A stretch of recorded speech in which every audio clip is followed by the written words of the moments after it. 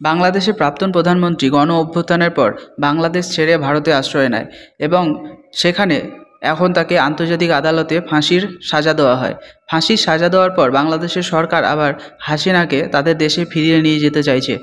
এখন সেই অবস্থায় অধীর রঞ্জন মহাশয় কি বলছে হাসিনাকে বাংলাদেশ ফেরানো নিয়ে, চলুন শুনে নেওয়া যাক। আশ্রয় দিয়েছে, হাতির মাথা পড়বে, ভারত মানবে? কিসের জন্য মানবো আমরা? কোথাকায় ইন্টারন্যাশনাল ক্রিমিনাল ট্রাইব্যুনাল, ওর কি স্বীকৃতি আছে আমাদের কাছে? কি স্বীকৃতি আছে? আমরা ওই আইসিটি যেটা বাংলাদেশ, তার অধীনে আমরা একটা রাজনৈতিক কারণে একটা মানুষকে ফাঁসি দিয়ে দেওয়া হলো, আর ভারত সঙ্গে সঙ্গে তাকে ফিরিয়ে দেবে? কেন ফিরিয়ে দেবো আমরা? হাসিনাকে তো আমরা ওখান থেকে তুলে নিয়ে আসেনি। হাসিনা প্রাণ বাঁচাতে এসেছে, ভারত তাকে তো সহযোগিতা করবেই। দালাই লামাকে তো চীন চাইবে এখন কলাম ধরে নিয়ে যেতে, তার দালাই লামাকে দিয়ে দিতে হবে। সেরকম হাসিনা, সে ওখানকার প্রধানমন্ত্রী ছিল, ওখানকার নির্বাচিত সরকার নাই। এক ইউনুস থেকে ঢপ বা শেষে বসে গেছে, নোবেল প্রাইজের পাওয়া ব্যক্তি, তার মতন মানে ইগনোবল পার্সন কে আছে জানি না আমি। গোটা বাংলাদেশের 12টাকে বাজিয়ে দিচ্ছে, গোটা বাংলাদেশকে ক্রমশ আজকে মৌলবাদী হাতে তুলে দিচ্ছে।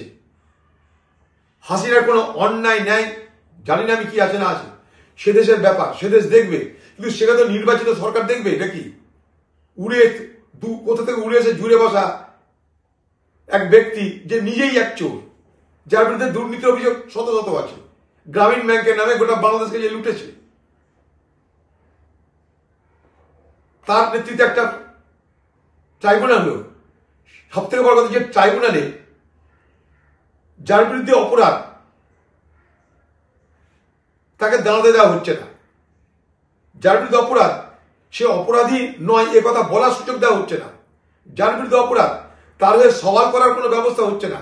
একতরফাই মনে করলাম আর সাজা দিয়ে দিলাম। এ কি মগের মুলুক? কথা কোনো প্রশ্নই আসে না। ভারত সরকার কেন ফেরত দিতে যাবে? যদি ভারত সরকার যে থাকেও, থাকা তো আছেই এখানটায়, কখনো ফেরত দিতে পারে না ভারত সরকার। আর যদি সেটা করতে হয় তাহলে ভারতবর্ষ নামক দেশটাকে উঠিয়ে দিতে হবে।